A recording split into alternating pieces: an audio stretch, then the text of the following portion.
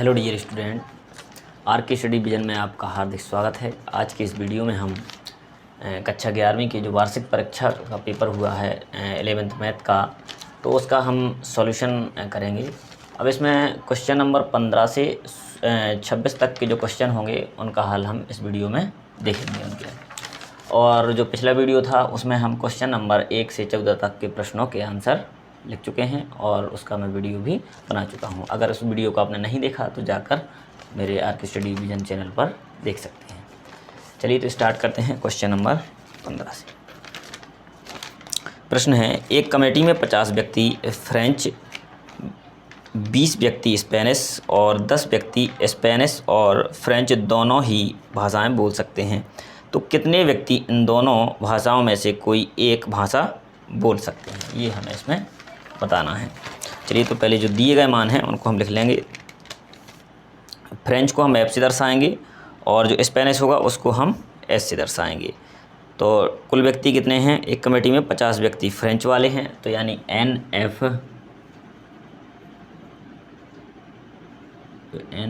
की वैल्यू हो जाएगी 50, यानी फ्रेंच वाले 50 व्यक्ति।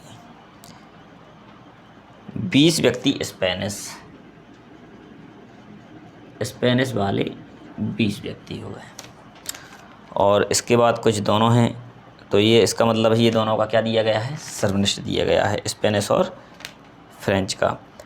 तो कॉमन के लिए दिया गया है 10 व्यक्ति स्पेनिश और फ्रेंच दोनों बोलते हैं, तो एन एफ सर्वनिष्ठ एस बराबर 10। तो फ्रेंच बोलने वाले 50 व्यक्ति और स्पेनिश बोलने वाले 20 व्यक्ति हैं, और दोनों जो भाषाएं बोलते हैं दोनों का मतलब होता है कि सर्वनिष्ठ, जैसे फ्रेंच और सर्वनिष्ठ दोनों भाषाएं बोलते हैं, तो यानी एफ और एस का सर्वनिष्ठ। तो ये भी हमें मान दिया गया है कितना? 10 है। तो 3 मान दिए गए हैं। अब इसमें हमसे पूछा क्या है, तो कितने व्यक्ति इन दोनों भाषाओं में से कोई एक भाषा बोल सकते हैं। तो अब इसमें हमें संघ निकालना है, तो यानी एन एफ संघ एस बराबर क्वेश्चन, ये हमसे प्रश्न में पूछा गया है। तो फॉर्मूला लगाएंगे हम।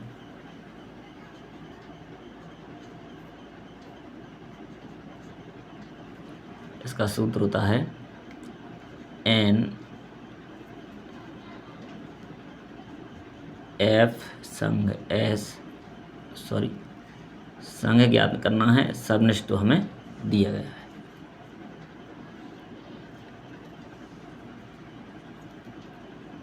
बराबर n F plus n S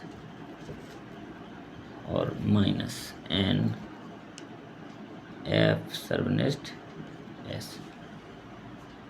तो अब इन मानों को हम इस फॉर्मूले में रखेंगे, तो एन एफ की वैल्यू है 50 प्लस एन एस की वैल्यू है 20 माइनस, और दोनों का सर्वनिष्ठ है 10।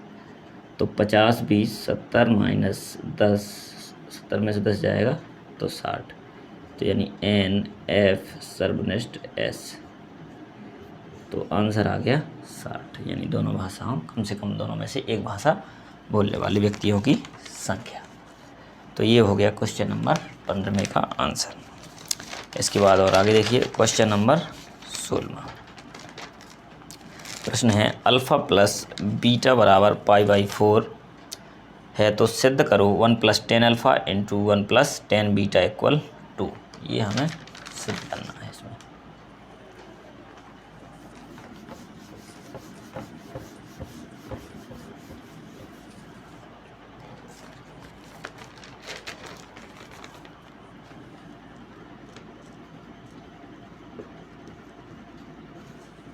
क्वेश्चन नंबर 16 का answer.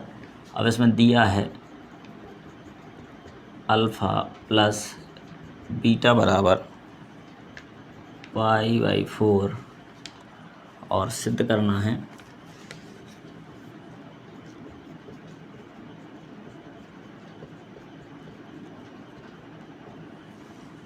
One plus 10 alpha 1 + 10 beta equal 2। तो ये हमें इस प्रश्न में सिद्ध करना है। अल्फ़ा प्लस बीटा बराबर पाई बाई 4 इतना दिया है और ये हमें सिद्ध करना है। तो यहीं से हम स्टार्ट करेंगे। अब दोनों पक्षों का यहाँ पर टेन ले लेंगे, तो यहाँ से आ जाएगा टेन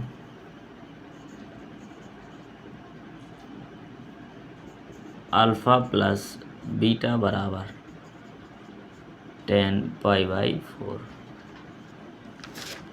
अब टेन अल्फ़ा प्लस बीटा का फॉर्मूला लगाएंगे यहाँ पर। तो ये फॉर्मूला होता है tan alpha plus tan beta upon में होता है 1 minus tan alpha into tan beta. और 10/4 का मान हमें पता है, 10/45 का मान होता है 1। तो यहाँ पर हमने मान रख लिया।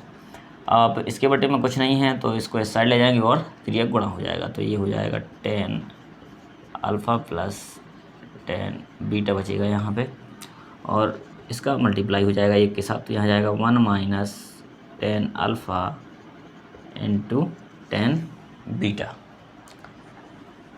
अब यहाँ से ये माइनस 10 अल्फ़ा इंटू 10 बीटा वाले पद को लाएंगे इस साइड।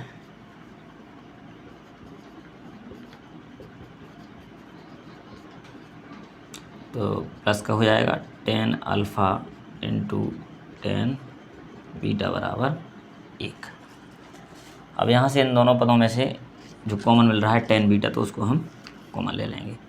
तो यहाँ से 10 अल्फ़ा प्लस इन दोनों से कॉमन ले लेंगे 10 बीटा कॉमन ले लिया। तो यहाँ पर बचेगा 1 प्लस यहाँ पर बचेगा 10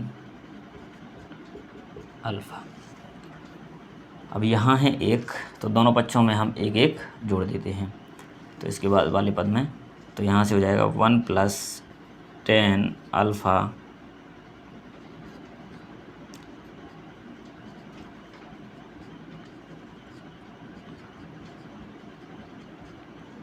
और बाकी सब ऐसा ही रखेंगे। यहाँ 1 प्लस 1, तो 1 plus 10 alpha plus 10 beta 1 plus 10 alpha equal 1 plus 1 हो जाएगा 2। तो हमने यहाँ पर क्या किया, दोनों पक्षों में 1 1 जोड़ दिया। अब यहाँ भी 1 प्लस 10 अल्फ़ा और यहाँ भी 1 प्लस 10 अल्फ़ा, तो दोनों से हम 1 प्लस 10 अल्फ़ा यहाँ से कॉमन ले लेंगे। तो यहाँ पर 1 बचेगा, यहाँ प्लस में बचेगा 10 बीटा। तो अपने पास गुणनखंड आ जाएंगे 1 plus 10 alpha into 1 plus 10 beta equal 1 plus 1 हो जाएगा 2। तो सिद्ध हो जाएगा जो हमें सिद्ध।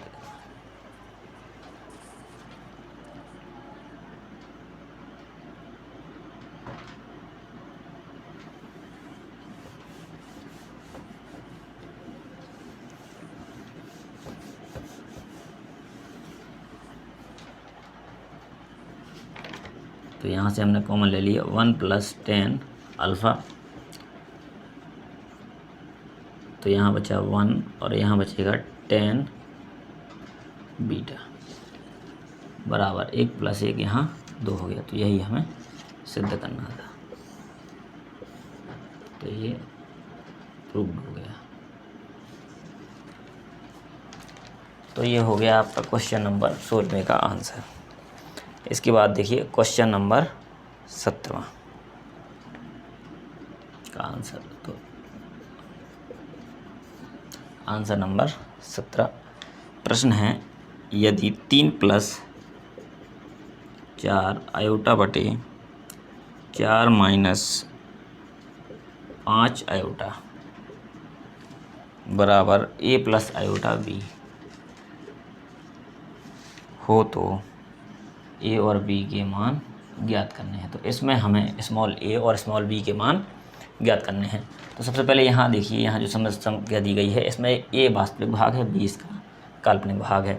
तो इसको हमें सामान्य समझ संख्या के रूप में बदलना पड़ेगा। तो उसके लिए हम क्या करेंगे, 4 माइनस 5 आयोटा इसका क्या करेंगे, परिमेयकरण। ये जो हर में लिखा है 4 माइनस 5 आयोटा, तो इसका कर लेंगे परिमेयकरण।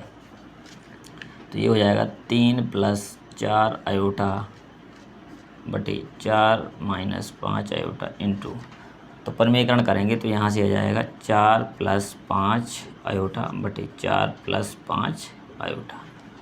चिन्ह बदल दिया, माइनस था तो हमने चिन्ह कर लिया प्लस परिमेयकरण के लिए, बराबर में a प्लस आयोटा b को वैसे ही रखा। तो यहाँ हमने क्या किया, परिमेयकरण।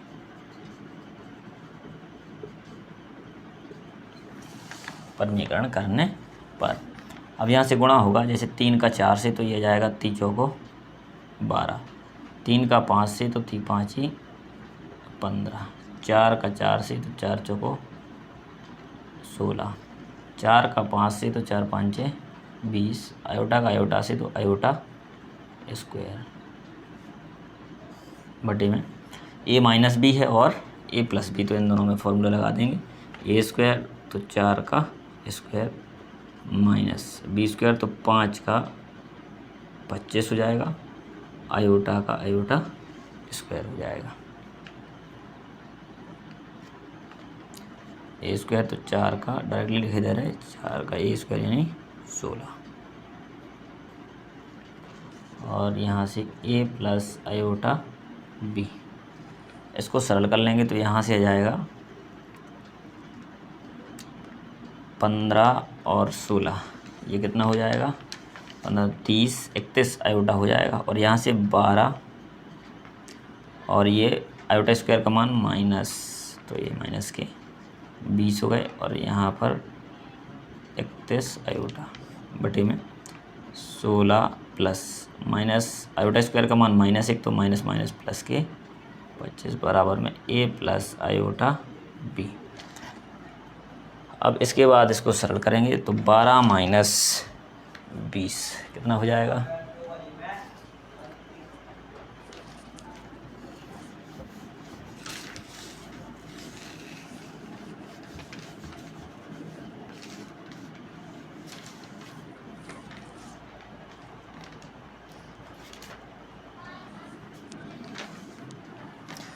तो 12 माइनस 20 यानी माइनस 20 में से 12 घटाएंगे तो माइनस का 8 आएगा, यहाँ से प्लस का 31 आयोटा और बटे में 25 और 16 को हम जोड़ लेंगे तो 25 6 31 10 41 हो जाएगा, बराबर में ए प्लस आयोटा बी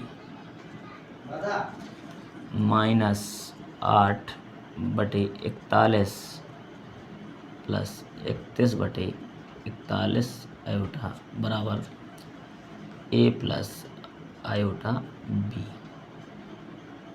अब यहाँ से हम तुलना करेंगे दोनों पक्षों की, तो ए का मान आ जाएगा, यहाँ लिख लेंगे तुलना करने पर, तुलना करने पर तो जो ए का मान है ये जाएगा -8 बटे 41 और बी का मान आ जाएगा 31 बटे 41, तो ये हो जाएगा अपना आंसर।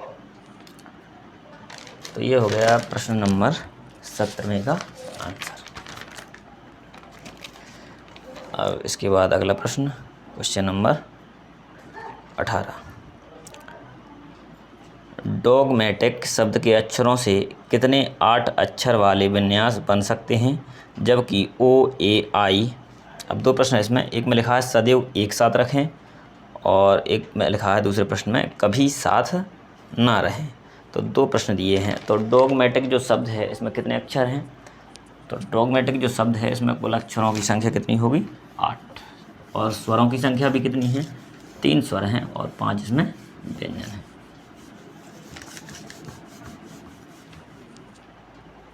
चलिए तो प्रश्न नंबर 18 का सॉल्यूशन, तो आंसर डॉगमेटिक DOGMA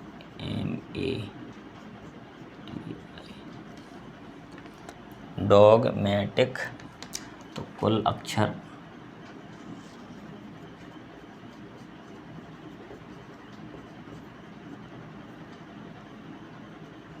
8, स्वर 3, कौन कौन से हैं A I O 3 स्वर हैं। व्यंजन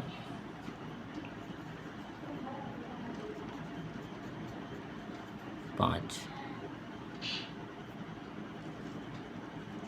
D G M T और C, ये 5 इसमें व्यंजन है। तो कुल अक्षर 8 हैं, स्वर 3 हैं और व्यंजनों की संख्या 5 है।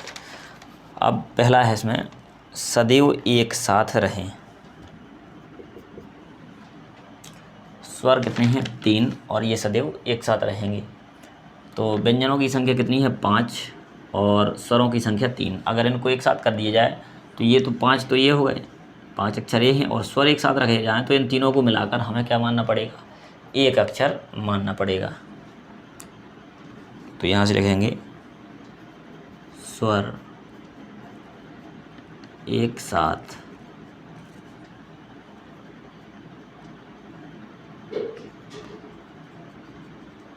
रखने पर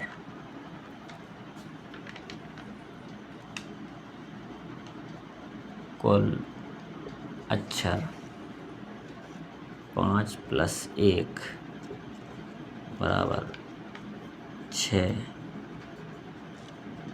हो जाएंगे।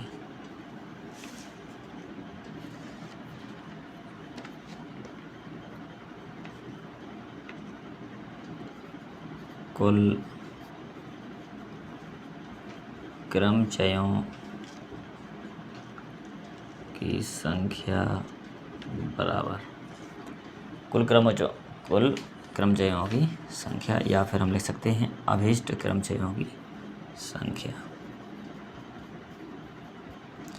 अभीष्ट क्रमचयों की संख्या। तो यहाँ से जाएगा। अब 6 जैसे अक्षर हैं तो इनको व्यवस्थित करने के तरीके फैक्टोरियल 6 इंटू, और स्वर कितने हैं 3, तो ये 3 प्रकार से बदल सकते हैं, तो फैक्टोरियल 3। तो यहाँ से फैक्टोरियल 6 का मान हो जाएगा 720 गुणे फैक्टोरियल 3 का मान हो जाएगा 6। इनको सरल कर लेंगे तो 0 और ये 6 दूनी 12, एक आएगा हासिल का 6 7 42 और 1 43, तो 4320 अभिष्ट क्रमचयों की संख्या। ये आ गया पहले का आंसर। अब इसी का दूसरा प्रश्न है।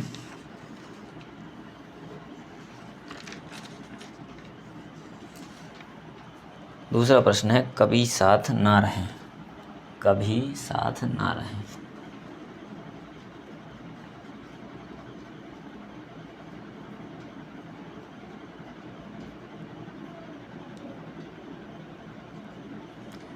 अब यानी जो स्वर इसमें हमने क्या किया था, साथ साथ रखे, और उसमें हमें स्वर साथ नहीं रखना है। तो अब देखिए इसका हम मान कैसे निकालेंगे। कुल कितने अक्षर हैं 8, तो टोटल जो इससे शब्द बन सकते हैं कितने प्रकार के, इनको कितने प्रकार से व्यवस्थित कर सकते हैं हम, फैक्टोरियल 8 प्रकार से इनको व्यवस्थित कर सकते हैं। अब इसके बाद अगर हम देखें कि जो स्वर हैं इनको हमें कैसा रखना है, एक साथ नहीं रखना है। तो एक साथ रखने वाले को अगर हम कुल में से माइनस करेंगे तो बचेगा जो साथ न रखने वाले ही हमारे पास क्रमचय बचेंगे। तो यहाँ से लिखेंगे अभीष्ट क्रमचय, अभीष्ट क्रमचयों की संख्या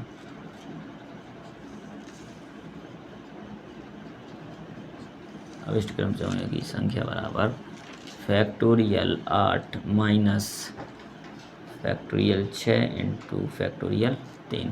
तो फैक्टोरियल 8 को लिख सकते 8 इंटू 7 टू फैक्टोरियल 6 माइनस, और यहाँ से फैक्टोरियल 6 और फैक्टोरियल 3 को लिख सकते हैं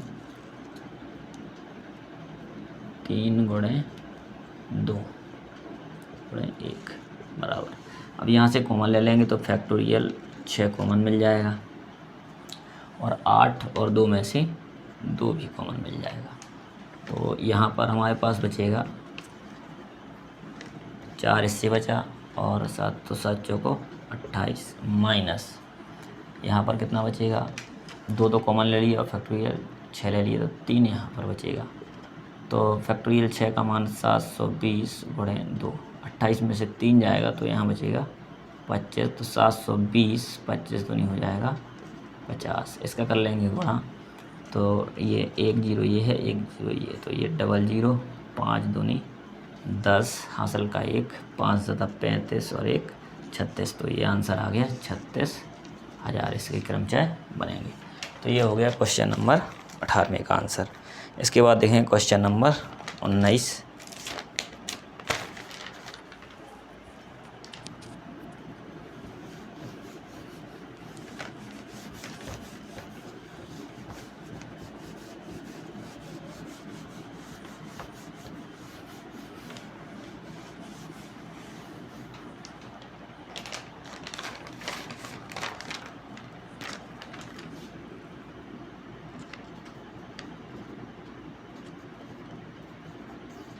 क्वेश्चन नंबर 19 का आंसर। क्वेश्चन नंबर 19 है, रेखा 3x माइनस 4y बराबर 12 की प्रवणता तथा y अक्ष पर काटे गए अंतःखंड को ज्ञात कीजिए। तो दी गई रेखा का समीकरण,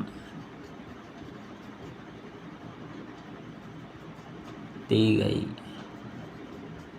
रेखा का समीकरण, दी गई रेखा का समीकरण 3x माइनस 4y बराबर 12, 3x माइनस 4y बराबर 12।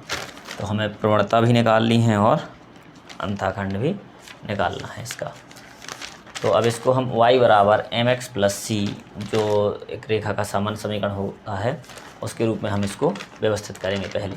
तो देखिए, अब हमें जैसे y बराबर mx प्लस सी के रूप में व्यवस्थित करना है यदि,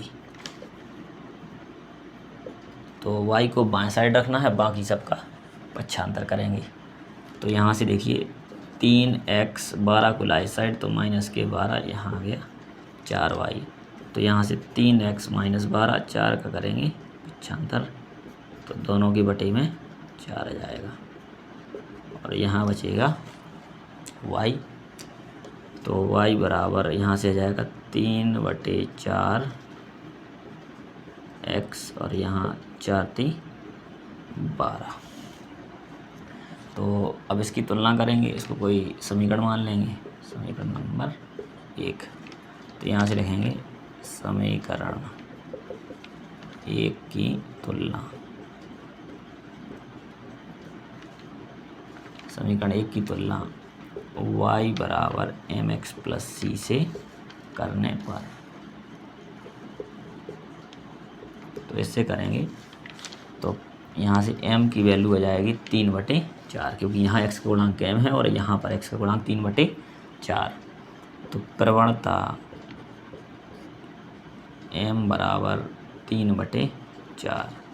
और दूसरा हमें निकालना था इसमें y अक्ष पर काटा गया अंतःखंड। तो यहाँ लिखेंगे y अक्ष पर अंतःखंड, अंतःखंड ये हो जाएगा c बराबर, अंतःखंड c बराबर -3। तो इस प्रकार से हमने प्रवणता और y अक्ष पर अंतःखंड ज्ञात कर लिए। ये हो गया आपका क्वेश्चन नंबर 19 का आंसर। इसके बाद करेंगे क्वेश्चन नंबर 20 में।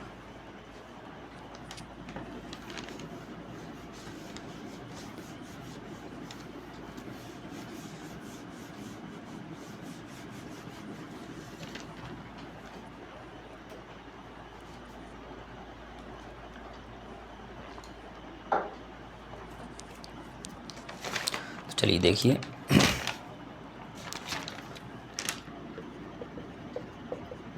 Answer number 20। इसमें लिखा है साइन स्क्वायर एक्स का अवकलज एक्स के सापेक्ष कीजिए। तो सबसे पहले अवकलन में जो भी दिया जाए उसको हम मान लेते हैं y। तो y बराबर है साइन स्क्वायर एक्स, ये दिया है। अब इसका हमें करना है अवकलन। तो दोनों पक्षों का x के सापेक्ष अवकलन करने पर, पक्षों का x के सापेक्ष अवकलन करने पर, तो दोनों पक्षों का x के सापेक्ष अवकलन, तो ये जाएगा dy/dx और यहाँ से भी d/dx।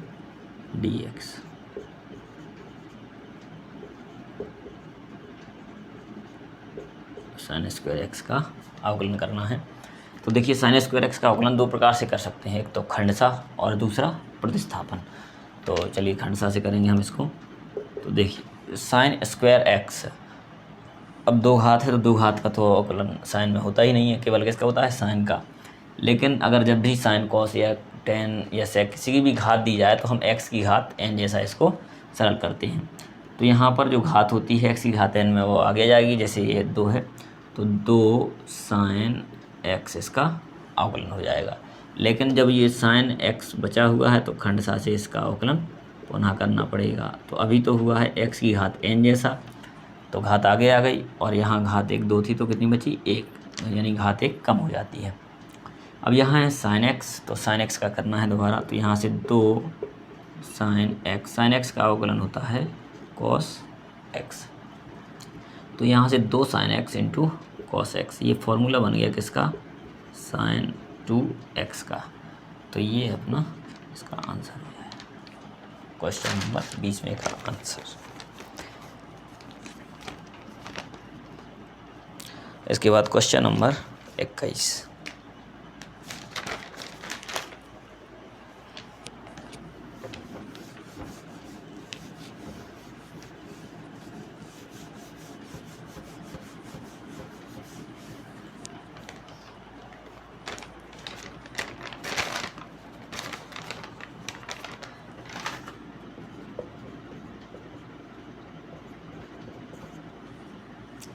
इसमें कुछ का आंसर, यदि 2 पासे फेंके जाते हैं, एक पासे में विषम संख्या तथा दूसरे पासे में 3 का गुणज होने की प्रायिकता ज्ञात कीजिए। तो पासे कितने फेंके गए हैं 2, अगर एक पासा फेंका जाता है तो प्रतिशत समष्टि होता है NS बराबर 6। यदि 2 पासे फेंके गए हैं तो यानी कुल परिणामों की संख्या कितनी हो जाएगी 36। तो यहाँ से हम लिखेंगे कुल संभावित परिणाम NS, कुल संभावित परिणाम S बराबर, तो यहाँ से हम देखेंगे क्या क्या आ सकता है। अब 1 1 और 1 2 1 3 1 4 1 5 और 1 6, इसी प्रकार 2 1 2 2 डॉट डॉट कहाँ तक 2 6 तक, 3 1 3 2 डॉट डॉट डॉट कहाँ तक 3 6 तक। इसी प्रकार से 4 1 और ये 4 6, 5 1 और ये 5 6 तक, यहाँ पर 6 1 और इसी प्रकार 6 6 तक। तो कुल जो बनेंगी 6 12 6 18 24 30 ये 36। तो यानी जो कुल आंकड़े बने तो ये है 36, तो NS बराबर 36 हो गया। अब इसके बाद अनुकूल परिणाम कितने हैं। अब इसमें लिखा है कि एक पासे में विषम संख्या तथा दूसरे पासे में 3 का गुणज। तो यहाँ से हम लिखेंगे अनुकूल परिणाम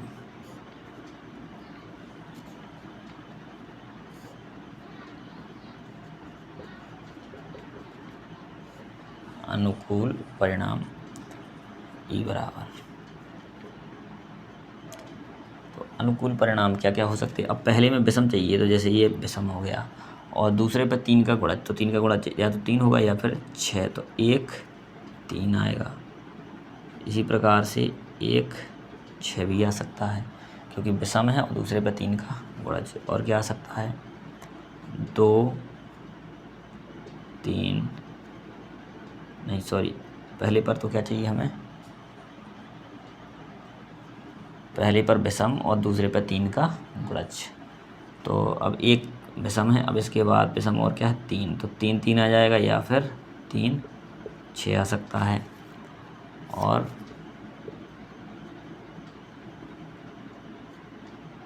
पाँच भी विषम है तो 5 3 आएगा और 5 6 भी आएगा। तो यानी पहले पर विषम और दूसरे वाले पे 3 का गुणज होना चाहिए। 3 के गुणज तो कौन से हैं 3 होगा या फिर 6 होगा, क्योंकि 5 पर 1 से 6 अंकित होते हैं। तो यहाँ पर अनुकूल जो परिणाम होंगे इनकी संख्या आ चुकी है अपने पास NE बराबर कुल कितने परिणाम हैं, तो ये 6 परिणाम हैं। तो NE का मान आ गया और NS का मान आ गया। अब फॉर्मूला लगाएंगे प्रायिकता का, PE बराबर होता है NE बटे NS बराबर। तो NE का मान है 6 और NS का मान है 36। तो यानी अपने पास प्रायिकता आ गई 1/6। ये आंसर हो जाएगा इसका। तो ये हो गया अपना क्वेश्चन नंबर 21 का। चलिए आगे बढ़ते हैं।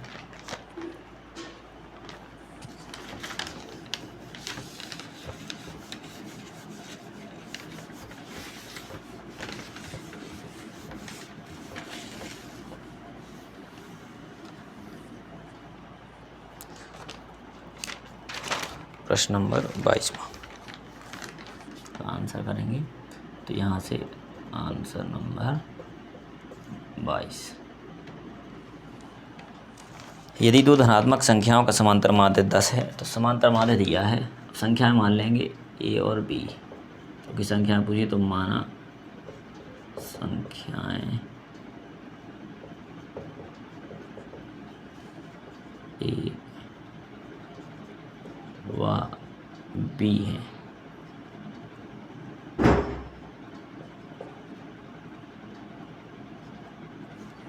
माना संख्याएं स्मॉल a व b है।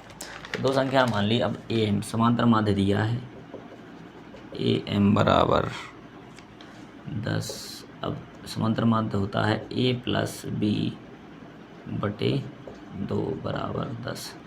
तो a प्लस b बराबर ये आ जाएगा 10 दूनी 20। तो a प्लस b का मान आ गया 20। इसको मान लेंगे समीकरण नंबर 1। इसके बाद आगे गुणोत्तर माध्य दिया है 8। तो gm बराबर हो जाएगा 8। तो gm का मान दिया है 8। गुणोत्तर माध्य का क्या होता है formula, a into b, root के अंदर बराबर 8। तो इसका वर्ग करेंगे तो a इंटू बी आएगा, ये 8 का वर्ग 64। तो a इंटू बी आ गया। अब अपने पास a प्लस बी तो आ चुका है, कितना है 20। अगर a माइनस बी और मिल जाए तो विलोपन से हम इसे सरल करके a और b के मान निकाल सकते हैं। तो इसके कोई नाम दे दो, समीकरण नंबर 2। पुनः समीकरण 1 से। तो अब समीकरण 1 है a प्लस बी बराबर 20। अब इन दोनों का वर्ग कर दें तो a प्लस बी का होल स्क्वायर बराबर यानी 20 का वर्ग। तो यहाँ से आ जाएगा। अब इसको हम a प्लस बी के होल स्क्वायर को लिख सकते हैं a माइनस बी का होल स्क्वायर प्लस 4ab और 20 का वर्ग हो जाएगा 400। तो अब यहाँ से ए बी का मान तो अपने पास है, ए बी का मान है 64। तो यहाँ से a माइनस बी का होल स्क्वायर प्लस 4 इंटू 64 बराबर 400। 64 का 4 से गुणा करेंगे और इनका कर लेंगे 75।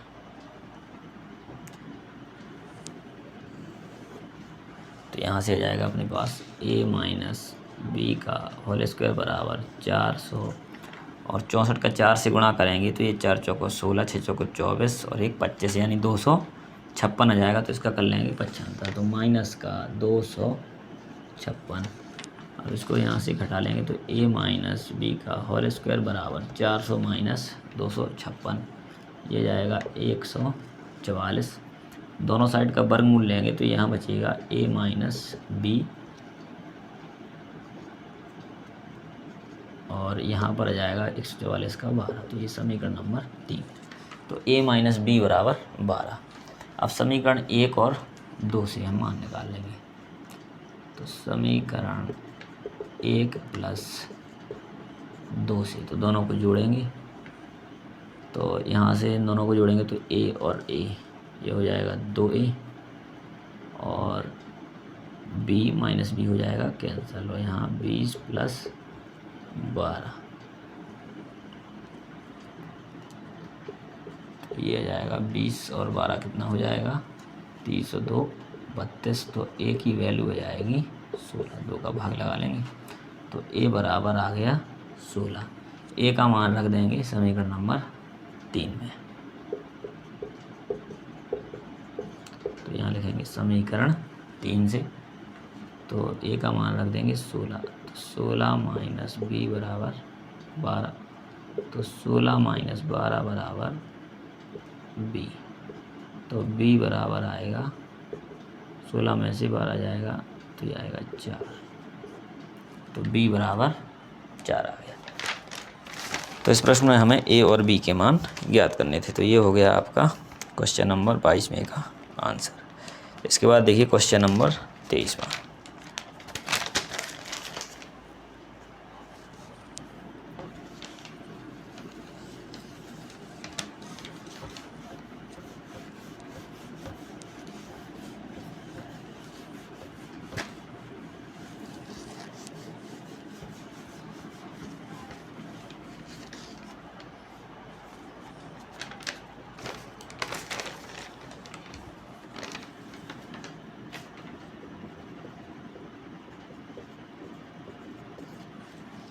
23वां, उस परवलय का समीकरण ज्ञात कीजिए जिसकी नाभि 2,0।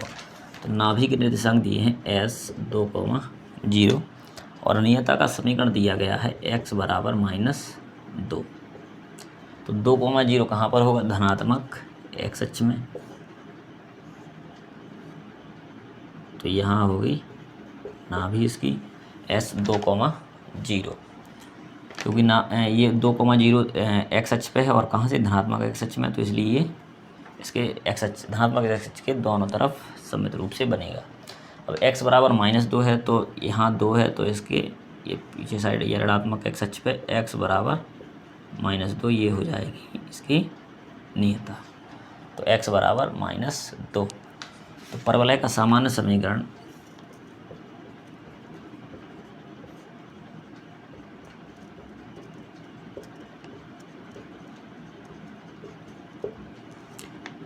y² बराबर 4ax होता है। अब इसमें हमें एक मान की आवश्यकता होती है a की। तो यहाँ से नाभि जो है s 2,0 है, तो इसकी अगर हम तुलना करें तो हम इसकी नाभि मानते हैं a,0, अर्थात a बराबर कितना हो जाएगा? 2। तो a की वैल्यू यहाँ से 2 रखेंगे हम। तो ये जाएगा y² बराबर 4 और a की वैल्यू 2 और यहाँ x। तो y² बराबर ये जाएगा 8x। तो यहाँ से ये आ जाएगा आंसर y² बराबर 8x। तो ये हो जाएगा अभिष्ट परवलय का समीकरण। तो ये हो गया क्वेश्चन नंबर 23वां। आप करेंगे प्रश्न नंबर 24वां।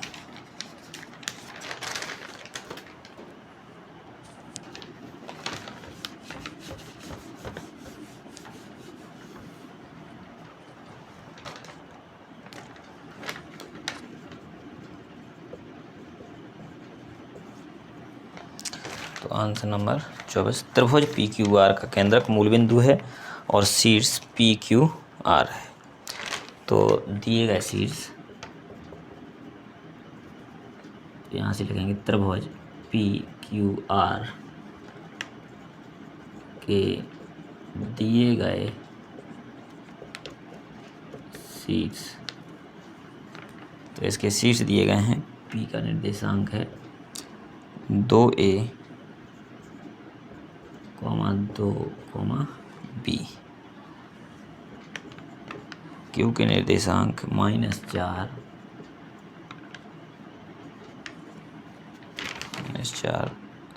3b,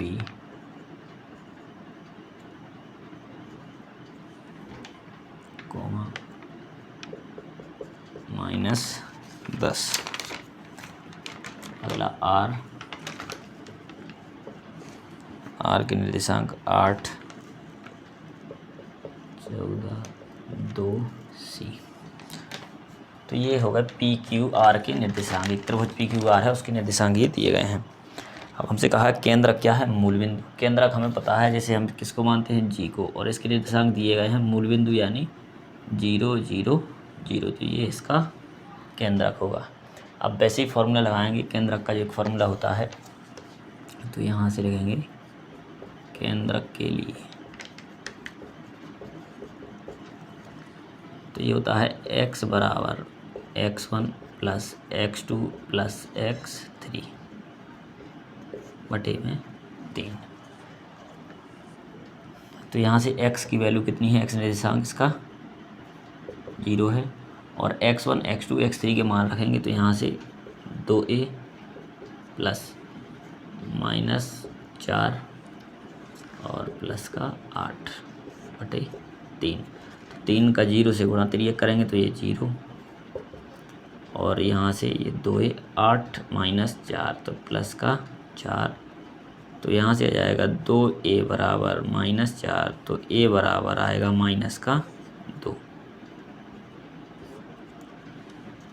तो यहाँ से a की वैल्यू आ गई। अब इसी प्रकार हमें निकालना है b और c। ये तो y x के लिए था, अब लगाएंगे फॉर्मूला y के लिए।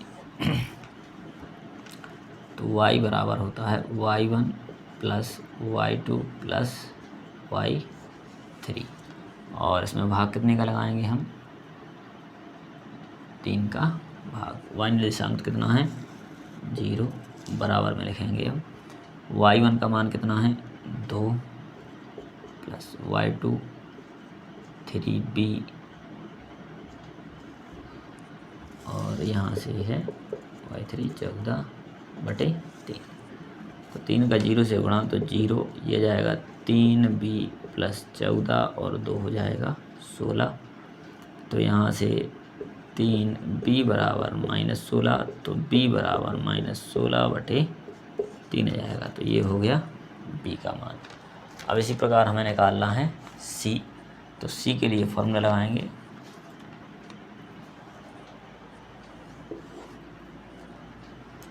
तो z बराबर z1 plus z2 plus z3/3, और z के निर्देशांक 0, z1 का निर्देशांक है b, और यहाँ से है -10, और z3 है प्लस में 2c, और बटे में है 0। त्रियक गुणा कर लेंगे तो ये तीन का 0 से तो 0, और यहाँ से b का मान रख देंगे। तो b का मान अपने पास है कितना? -16/3, या बाद में भी रख सकते हैं, तो अभी रख दें तो -16/3 ये इसका मान है, और यहाँ -10 प्लस 2c/3। तो ये 3 यहाँ पर ले गए, पक्षांतर किया तो ये हो गया 0, या यहीं से ले गए डायरेक्ट तो भी 0 हो जाएगा, 3 गुणे 0। अब इसके बाद इसको कर लेंगे सरल, तो ये हो जाएगा 0, इसका एलसीएम ले लें,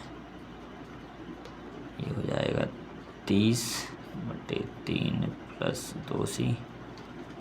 तो यहाँ से आ जाएगा 30 और 16 कितना हो जाएगा? 40, और 6 46 -46/3 प्लस 2c। तो यहाँ से आ जाएगा आपका 2c बराबर, इसका पक्षांतर करेंगे तो प्लस का हो जाएगा 46/3, और 2 का दोनों साइड लगाएंगे भाग, तो 23/3 आ जाएगा c का मान। तो इस प्रकार से आपका a, b और c के मान आ जाते हैं।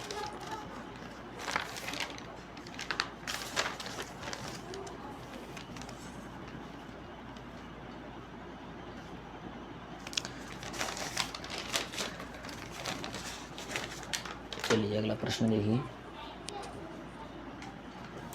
इसको नोट्स कर लीजिए, आप लिख लीजिए।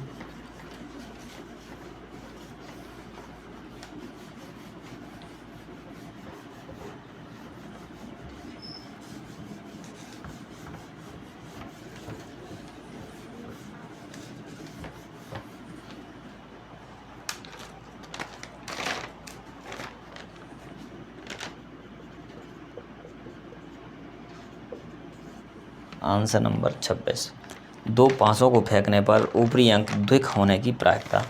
2 पासों को फेंकने पर जो कुल परिणाम है वो अभी मैंने बताया था, s बराबर हम लिखते थे, जो संभावित परिणाम है s बराबर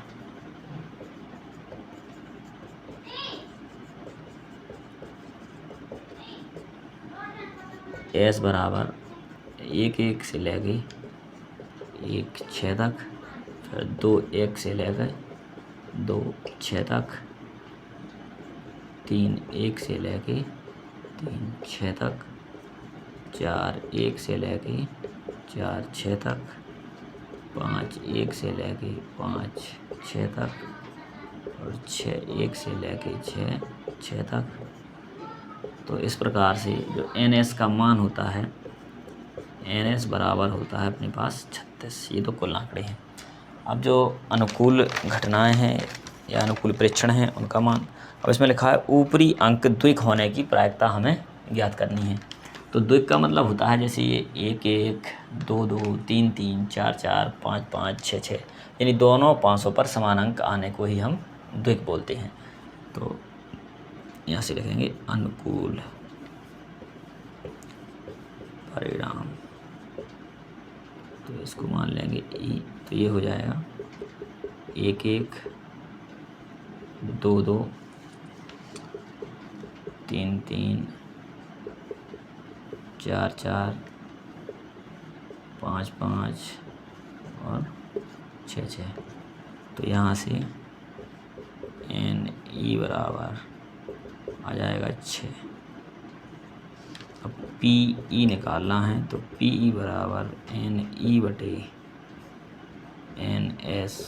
तो NE का मान 6 और NS का मान है 36। तो इसका आंसर आ जाएगा 1/6।